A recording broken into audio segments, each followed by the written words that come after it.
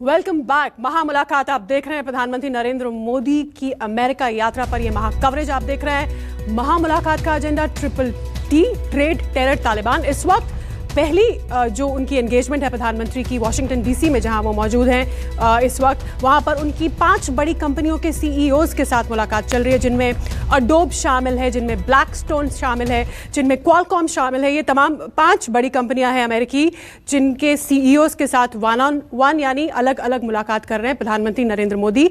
ये उनकी पहली एंगेजमेंट है अमेरिका में, अमेरिका पहुंचने के बाद। हमारे साथ हमारा खास पैनल जुड़ा हुआ है। अचल मल्होत्रा, पूर्व राजनयिक, और गुरजीत सिंह, पूर्व राजनयिक हमारे साथ जुड़े हुए हैं। गुरजीत जी, हम बात कर रहे थे आतंकवाद की, कि आतंकवाद को लेकर किस तरह के समझौते पर बात हो सकती है। पाकिस्तान गीदड़ भपकियां दे रहा है, तालिबान को मान्यता देने की बात कर रहा है।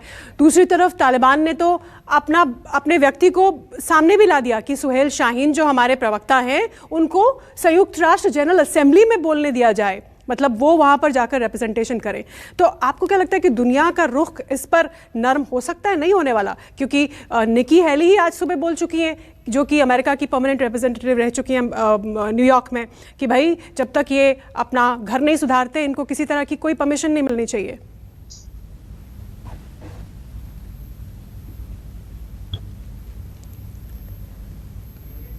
गुरजीत सिंह, मुझे सुन पा रहे हैं?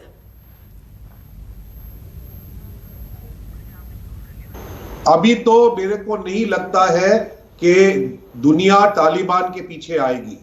जब तालिबान 1.0 सत्ता में था, उस समय भी यूएन की रिकॉग्निशन नहीं मिली थी, और अभी की जो क्रेडेंशियल्स कमिटी है यूएन की, उसके जो सदस्य को अगर देखें आप, तो ये नहीं लगता है कि कोई समझौता बन पाएगा। लेकिन पाकिस्तान और चीन कोशिश करते रहेंगे।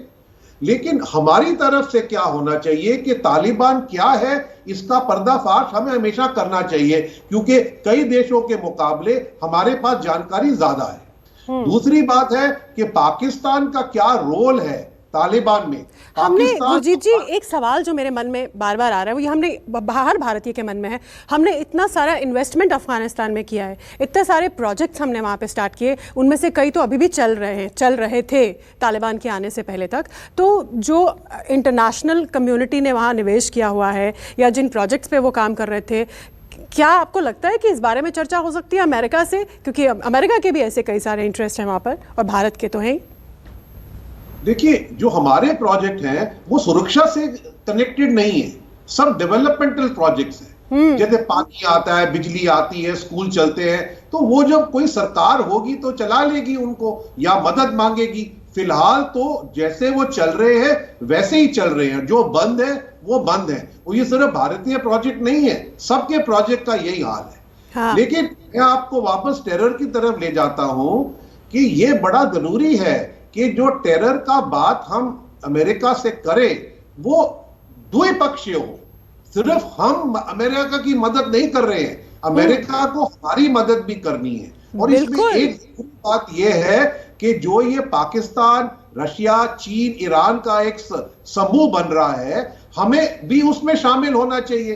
अब उसमें शामिल नहीं हो पाते हैं क्योंकि रूस और ईरान के साथ अमेरिका ने हमारे रिश्तों पे अंकुश लगा रखा है। अब वो अंकुश ढीला करना पड़ेगा, नहीं तो इस क्षेत्र में हम रूस और लेकिन हम रूस और ईरान को भी एंगेज करते हैं। तो ऐसा नहीं कि हमने रूस और ईरान को बिल्कुल छोड़ ही दिया है, जो कि हमारे पारंपरिक दोस्त मित्र देश रहे हैं।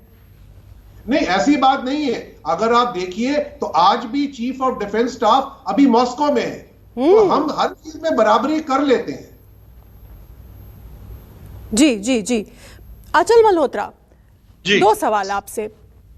बाइडेन मोदी की मुलाकात के 3 पॉइंट्स, आपको क्या लगता है? हमने अपना एजेंडा रोल आउट कर दिया है, डायरेक्टली इनडायरेक्टली हमें क्या क्या बात करनी है, लेकिन आपको क्या लगता है कि अमेरिकी पक्ष क्या रहने वाला है हमारे कंसर्न्स पर?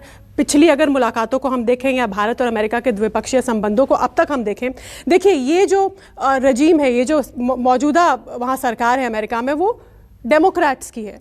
और अगर पारंपरिक तौर पर देखें तो भारत रिपब्लिकन्स के साथ ज़्यादा बेहतर तालमेल बनाता आया है और बना पाया है इतिहास में अगर देखें तो। लेकिन अब ये एक डेमोक्रेट सरकार है, तो इनकी नीति के हिसाब से हमारे कितने इंटरेस्ट सर्व होंगे, आपको क्या लगता है?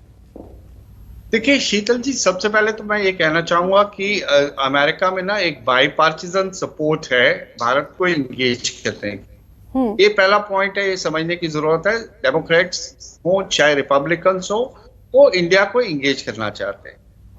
दूसरा पॉइंट जो मैं हाईलाइट करना चाहता हूं वो ये है कि आज की तारीख में जितनी जरूरत अमेरिका हमें अमेरिका की है, शायद उतनी ही जरूरत अमेरिका को हमारी भी है। अमेरिका देखिए यहां से एशिया से विड्रॉ तो कर गया फिजिकली, और अगर पूरे एशिया पे अगर आप नजर दौड़ाएं तो इस समय अमेरिका के पास इंडिया से ज्यादा रिलायबल पार्टनर है नहीं। आप क्वाड की बात ले लीजिए, क्वाड में शुरू में हमारी काफी हेजिटेशन थी।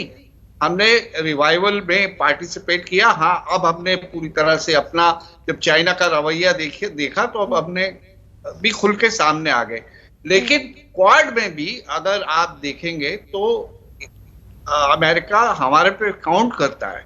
फिर अमेरिका के अपने इंटरेस्ट हैं, डिफेंस एक्सपोर्ट्स हैं, उसके बाद ट्रेड है, तो बहुत सारी ऐसी चीजें वेस्टेड इंटरेस्ट जिसके चलते हुए उसे भारत को इंगेज करना ही करना है। और सबसे बड़ा कारण तो चीनी हमारी एक छोटी सी प्रॉब्लम है। सबसे बड़ी वजह अमेरिका के पास चीनी है भारत को एंगेज करने के लिए।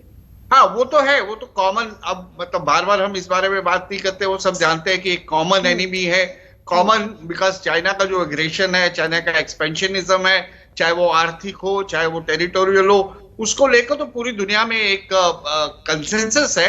ये अलग बात है कि किस हद तक चाइना को कंटेन करना है या किस हद तक चाइना को कन्फ्रंट करना है, वहां थोड़ा डिफरेंस ऑफ ओपिनियन, शेड्स है, अलग अलग शेड्स है। हमारे पास वक्त खत्म हो रहा है, चलते चलते मैं एक क्लोजिंग कमेंट गुरजीत सिंह जी से ले रही हूँ। ये आने वाली मुलाकातों से आपकी एक्सपेक्टेशंस क्या हैं एज एन एनालिस्ट?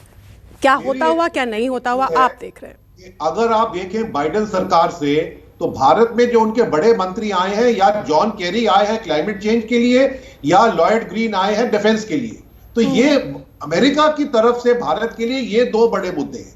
हमारे मुद्दे ट्रेड हैं और भी हैं, जैसे मैंने टेरर बताया, तो लेकिन इसीलिए हमें एक बैलेंस्ड पार्टनरशिप चाहिए। और मैं समझता हूं मोदी बाइडेन मीटिंग का एक नतीजा स्ट्रेटेजिक बैलेंस्ड पार्टनरशिप इसमें से निकलेगी।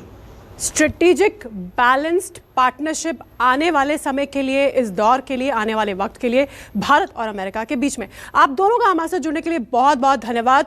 तो ये हमारी खास पेशकश आप देख रहे थे। नमस्कार, मैं हूं मानक गुप्ता।